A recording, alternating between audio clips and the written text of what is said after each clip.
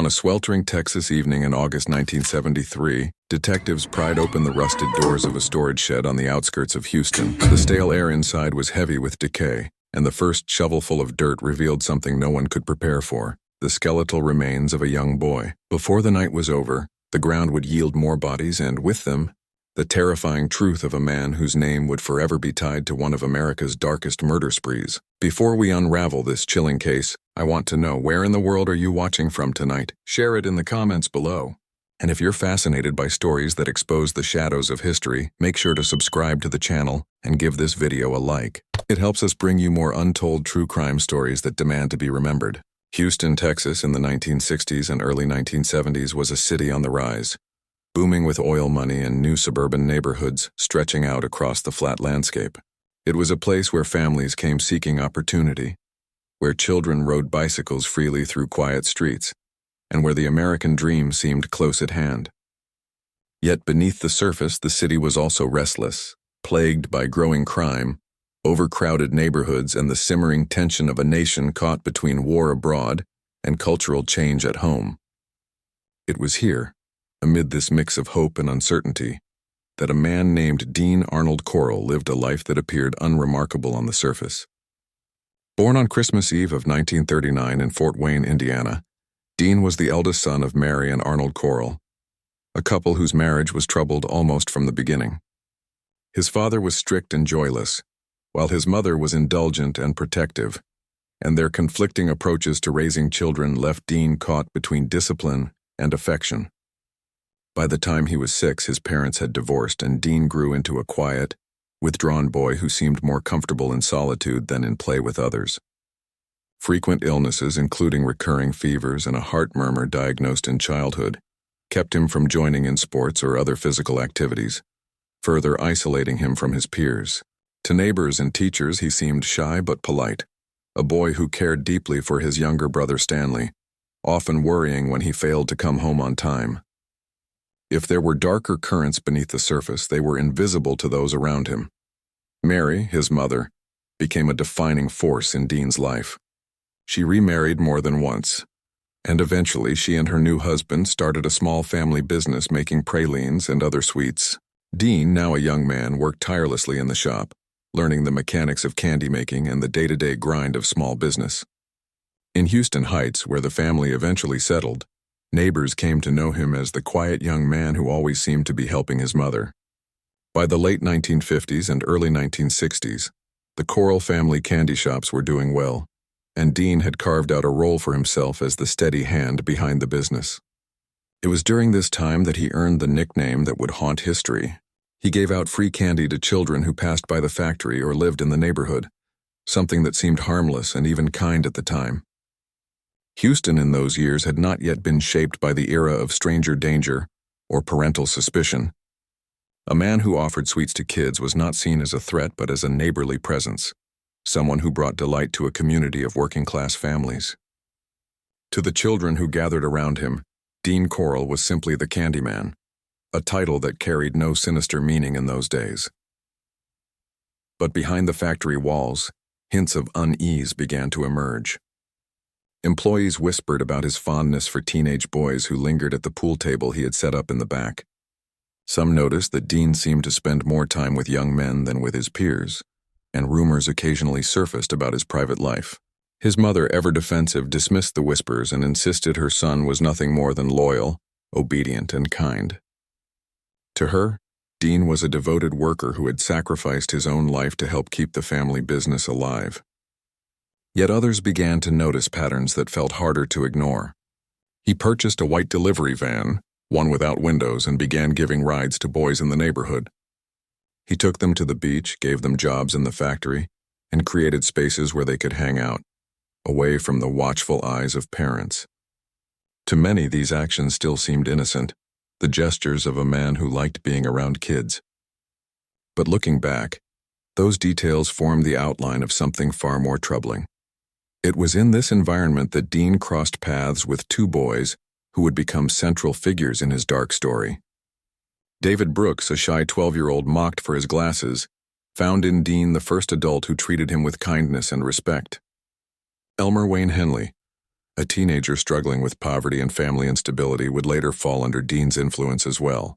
At first, these boys saw him as a mentor or friend, someone who offered them gifts and companionship, but in truth, he was grooming them for roles they could not yet comprehend.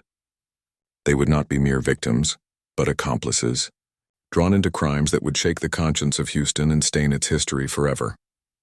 As the 1960s gave way to the turbulent 1970s, Houston was changing. The city was swelling with new arrivals, industry was booming, and a culture of independence and trust still shaped the neighborhoods where children walked freely and parents assumed their safety. In this atmosphere, Dean Corll's life seemed almost ordinary, a man running a candy business, riding motorcycles, and throwing parties for local teens. Yet it was this very ordinariness, this ability to hide in plain sight, that made what was to come all the more horrifying. Beneath the veneer of normalcy, the Candyman was preparing to unleash a wave of crimes that would make Houston synonymous with terror, and no one in the city could have imagined the nightmare that was beginning to unfold. As the 1970s began, the quiet and unassuming man who had once been seen handing out candy to neighborhood children revealed a far darker truth. Dean Corll was no longer a young man helping in his mother's candy shop, but a figure who moved constantly between rented apartments and small houses around Houston, each address quickly becoming a place of secrets. He had mastered the art of hiding in plain sight. To parents, he was the friendly neighbor who gave children rides to the beach. To teenagers, he was the man with a stereo, a pool table, and an endless supply of candy and beer. And to those who knew him more closely, he was simply Dean, a man who seemed generous if somewhat peculiar. But behind the closed doors of those modest homes, Corll constructed a nightmare. His method was chillingly systematic. He targeted boys in their early teens, often hitchhikers or local kids he met through David Brooks and, later, Elmer Wayne Henley. Brooks had first been drawn to him at the age of 12, charmed by the rare kindness of an adult who did not mock his thick glasses, and soon he was being rewarded with money, gifts, and eventually even a bright green Chevrolet Corvette in exchange for his loyalty and silence. Henley, only slightly older, was pulled in during his teenage years when he was promised cash and the illusion of belonging. Both boys became recruiters in Corll's growing web, persuading other children to come to his apartment or into his white van under the promise of fun, parties, or easy money. To a generation of youths restless for independence, the offers were enticing, and to families struggling in working-class Houston neighborhoods, they seemed harmless. Yet each invitation carried them closer to a fate from which none would return. The disappearances began to ripple through the city, each one small enough at first to be dismissed but together forming a pattern of fear. 13-year-old James Dremla vanished while riding his beloved yellow bicycle, a child whose absence tore at his parents' hearts. Brothers Donald and Jerry Waldrop, just 15 and 13, left their house with plans to go bowling and never came home. 15-year-old Randall Harvey, who worked part-time at a gas station, was last seen riding his bike after a shift, the same bike that was later discarded and never found. These boys were not nameless figures, but children who had families, dreams, and ordinary lives that were cut short with terrifying speed. For every poster taped to a telephone pole and every newspaper appeal, there was a home suddenly silenced by loss, bedrooms left untouched, and parents pacing the floors at night waiting for a door that would never open. Corll's methods were deliberate, his crimes carefully concealed. He drove his white van through the streets of Houston Heights, a vehicle whose windowless sides and padded interior turned it into a moving trap. Once inside, victims were powerless, either persuaded by Brooks and Henley or forced through intimidation. Corll then transported them to apartments or storage sheds where he had prepared the tools of his cruelty. Central to his ritual was a long wooden board drilled with holes for restraints, a device that turned children into captives at his mercy. The crimes that followed were acts of domination and control, carried out with chilling repetition. What makes these events all the more tragic is the way in which warnings were overlooked. Time after time, when families reported their sons missing, police classified them as runaways. It was an era when youth rebellion filled headlines, when the image of teenagers drifting to California or abandoning school for the open road was a cultural cliché. Detectives, overwhelmed with cases and stretched thin, too often chose the simplest explanation: the boys had left on their own. This assumption not only denied families the urgency they pleaded for, but also gave Corll the time and freedom to continue without fear of discovery. By 1971 and 1972, the number of boys disappearing from Houston Heights and nearby neighborhoods had reached alarming levels. Parents whispered among themselves. Neighbors exchanged fearful glances, and children were warned not to accept rides from strangers. Yet no one suspected that the danger lived within their own community. Corll relied on Brooks and Henley to extend his reach, exploiting the trust that other teenagers placed in them. When Brooks invited a classmate to hang out, or when Henley offered a ride, suspicion rarely followed. In this way, victim after victim vanished into the shadowed rooms where Corll's crimes unfolded. The scale of what he was doing remained hidden, buried in shallow graves across Houston and in the dirt floors of storage sheds rented under his name. Families searched highways, fields, and bus stations clinging to hope. Some fathers drove hundreds of miles chasing rumors while mothers fell into despair, convinced their children were gone but unable to prove it. The city itself seemed to shift under the weight of these losses, though the true cause remained invisible. For now, the Candyman's secret was still intact, his crimes woven into the ordinary fabric of Houston life. And while fear spread through households and neighborhoods, no one yet understood the nightmare that had taken root among them. The unraveling of Dean Corll's reign of terror came not through the slow grind of police work, but from within the twisted web he had spun. For years, Houston families had begged authorities to take the disappearances seriously. But with case files labeled as runaways, little progress was made. The police had no clear suspect, no lead strong enough to pursue, and no sense of how many children had already been lost. Yet inside Corll's circle, cracks were beginning to form. David Brooks had long since grown weary of the horrors he had witnessed, but remained bound by fear and dependence. Elmer Wayne Henley, however, found himself caught in a tightening vice. Recruited as a teenager with promises of money and belonging, Henley had at first obeyed, luring friends and acquaintances to Corll with the same reassurances that had once trapped him. Over time, though, he began to feel the weight of what he was doing. The boys he helped deliver never came back, and the air around Corll grew darker with every passing year. By 1973, Henley was living with an unbearable duality. On the surface, he was just another Houston teen, drifting through life, laughing with friends and trying to survive. In private, he carried the crushing guilt of complicity in unspeakable acts. The breaking point came in August of that year.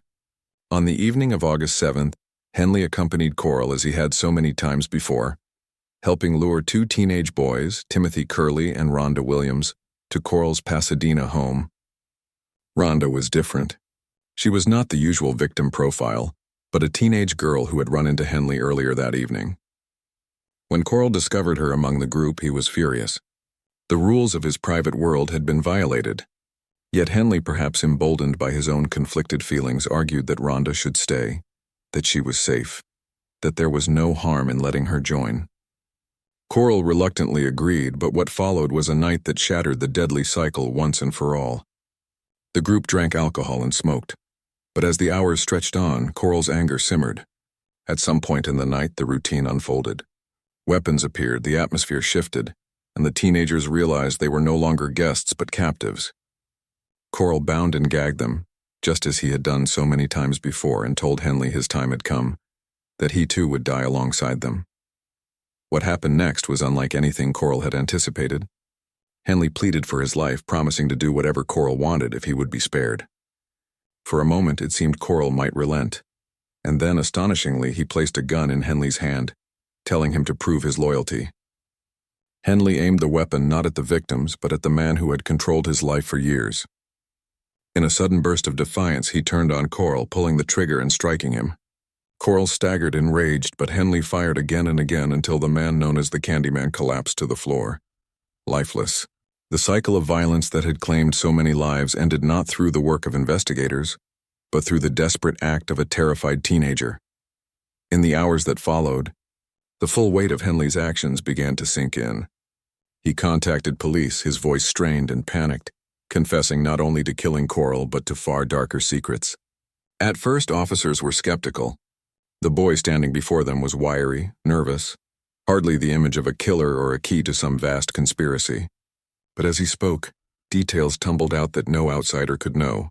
He told them about the missing boys, about the storage sheds, about the shallow graves that dotted the outskirts of Houston. With each revelation, disbelief gave way to horror. The following day, Investigators accompanied Henley to a boat shed in southwest Houston, a place Corll had rented for years. It was a hot, airless summer day, and the ground was hard. But when the first shovelfuls of dirt were turned, the stench of decay rose from the earth. Beneath the floorboards, wrapped in plastic and bound in rope, lay the skeletal remains of a child.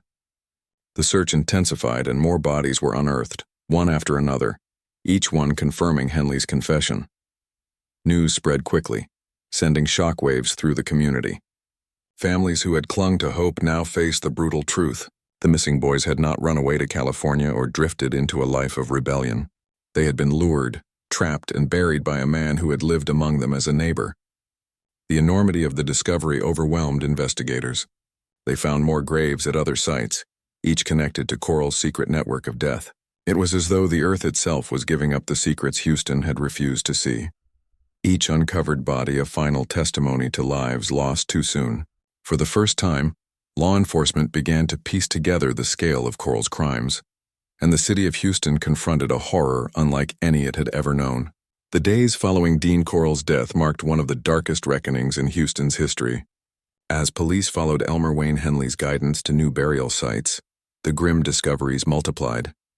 Each shallow grave revealed another young boy who had vanished without explanation, another child whose family had searched in vain. The boat shed yielded more than a dozen bodies, and as officers expanded their search to beaches and remote woodland, they uncovered even more. The city that had once dismissed so many disappearances as teenage rebellion now found itself staring at the undeniable truth. Houston was not the backdrop for a rash of runaway cases, but the hunting ground of a serial predator whose crimes had gone unchecked for years. For the families, the revelations were devastating. Parents who had spent months and years hoping their sons might return home alive now received the crushing certainty of loss. Mothers fainted at the crime scenes. Fathers stood in stunned silence as investigators described personal belongings found with the remains. School friends who had clung to rumors that missing boys might have started new lives elsewhere now understood those hopes had been illusions. The city was collectively shaken, as though an invisible curtain had been ripped away to expose horrors no one wanted to imagine. Attention quickly turned to the two teenagers who had played central roles in the crimes. David Brooks and Elmer Wayne Henley were arrested, charged with helping Corll lure victims to their deaths. Both boys were suddenly thrust into the glare of public outrage, their faces splashed across newspapers and evening news reports. They were not just witnesses, but participants, and the question of how much blame they bore became the subject of bitter debate. Henley, who had killed Corll, was both the unlikely hero who ended the murderer's reign and a willing accomplice who had delivered countless children into his hands. Brooks, quieter and more elusive, was portrayed as the loyal follower, rewarded with gifts and cars for his silence. Their testimony shocked even seasoned investigators. They described in detail how Corll had devised his methods, how he demanded their help, and how he convinced them that money and survival were worth more than loyalty to their peers. Listening to them, prosecutors saw both the fingerprints of a manipulative predator and the complicity of boys who had grown into young men while participating in the atrocity. The trials drew enormous attention, not only because of the staggering number of victims, but because of the larger questions they raised. Could teenagers manipulated by an older adult be seen as victims themselves? Or were they co-conspirators who deserved full punishment?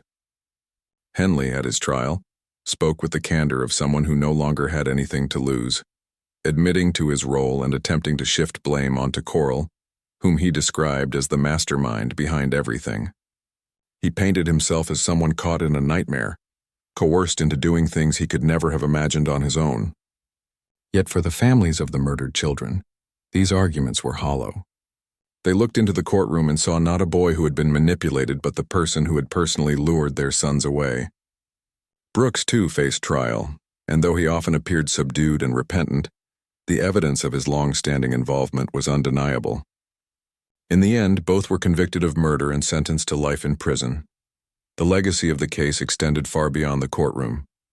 For Houston, the so-called Houston mass murders became a defining tragedy, altering the way families viewed safety and trust. The idea that a neighbor, a familiar face who handed out candy and gave children rides, could also be a sadistic killer, shattered the community's sense of innocence.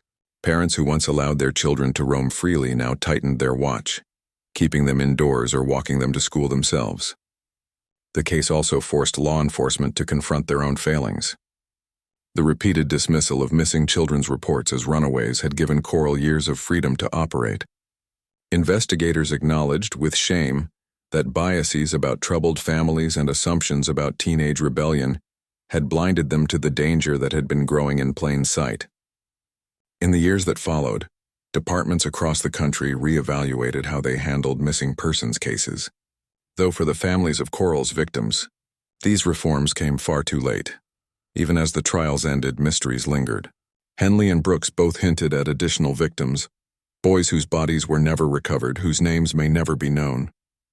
Some investigators believed Corll's total number of victims exceeded the 28 officially confirmed, while others speculated the true toll might have been much higher. Families of missing children who fit the profile but were never linked to Corll continued to wonder if their sons, too, had fallen into his hands. This uncertainty deepened the wound, leaving the legacy of the case unresolved even decades later. For the survivors and loved ones, the pain was permanent.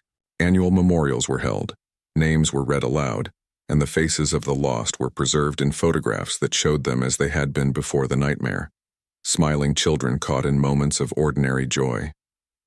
In the end, Houston was left not only with the memory of a killer, but with the sobering reminder of how evil can thrive when warnings are ignored and innocence is exploited. The story of Dean Corll, the Candyman of Houston, does not end with the trials of David Brooks and Elmer Wayne Henley. In many ways, the true ending is still being written, echoing through the lives of the families who lost their sons and through a community that was forced to confront the fragility of trust. For those who survived Corll's era, the case became a grim reference point, a reminder that evil could thrive not in shadowy alleys or distant places, but in familiar neighborhoods where the illusion of safety had been taken for granted. The legacy of his crimes lingers in the collective memory of Houston, a city forever marked by the realization that so many of its children vanished under the guise of ordinary evenings out. The impact of the case rippled beyond Houston as well. It challenged assumptions across the nation about missing children, fueling the slow but eventual shift toward treating every disappearance with urgency rather than dismissing them as acts of teenage rebellion. Parents everywhere became more cautious, communities more vigilant, and law enforcement gradually adopted new standards that demanded seriousness, even when a case seemed to fit the pattern of a runaway. Yet, for all the reforms that followed, the lessons were written in blood and grief, etched onto the lives of parents who had begged for help long before anyone listened. For the victims, the legacy is deeply personal. Each boy whose body was uncovered had once lived a life full of ordinary moments, now frozen in memory. Photographs of smiling children in school portraits, snapshots of brothers with arms slung around one another, newspaper clippings of missing posters. These are the fragments left behind. Families were robbed not only of their children's lives but of their futures, of graduations, weddings, and grandchildren that would never come. In many cases, parents carried that grief to their own graves, never fully recovering from the loss. Some mothers spoke of dreams in which their sons still appeared, calling out to them as they had in life, while fathers often chose silence, unable to put into words the enormity of their sorrow. For siblings, the pain was lifelong. Brothers and sisters grew into adulthood with the shadow of absence at their side, their identities shaped by the void left behind. Even decades later, the name Dean Corll conjures a visceral reaction. To some, he is the embodiment of hidden evil, a man who wore the mask of generosity while committing atrocities. To others, his story is a warning about complacency, about the danger of ignoring whispers, about the cost of explaining away the unexplained. The nickname that once carried a note of innocence, the Candyman, has become a chilling moniker, forever corrupted by the crimes attached to it. It stands as a cruel irony, a symbol of how easily innocence can be twisted into horror. For true crime, historians and investigators, the Houston mass murders remain a case study in failure and revelation, in the ways human weakness and systemic oversight can converge to allow darkness to flourish unchecked. Yet perhaps the most haunting aspect of the story lies in what is still unknown. While 28 victims have been confirmed, Henley and Brooks hinted at others, boys whose bodies may never be found, whose names remain unspoken. The earth may still hold secrets that have not yet been uncovered, leaving families to wonder if their missing children are among Corll's victims. This lingering uncertainty ensures that the case remains unresolved in the hearts of many, a reminder that justice, even when partially achieved, can never fully heal the wounds of such devastation. As the years pass, Houston continues to grow and change, its skyline reaching higher, its neighborhoods expanding outward. Yet beneath its progress lies a memory that will not fade. The story of Dean Corll is woven into the history of the city, a dark thread that cannot be removed. For those who tell the story today, the responsibility is not to sensationalize, but to remember, to speak the names of the lost and honor their lives. It is to remind us all that safety is never guaranteed, that vigilance is necessary, and that the greatest dangers sometimes come from those who seem most ordinary. In the end, the Candyman story is not only about one man's cruelty, but about the resilience of families who endured the unendurable, about a community forced to see what it had ignored, and about the eternal presence of unanswered questions. How many victims were there truly? How many parents died without ever knowing the fate of their children? These questions linger like shadows, heavy and unyielding. And so, the story closes, not with resolution but with unease, leaving us with the chilling truth that sometimes the most terrifying monsters are the ones who hide in plain sight.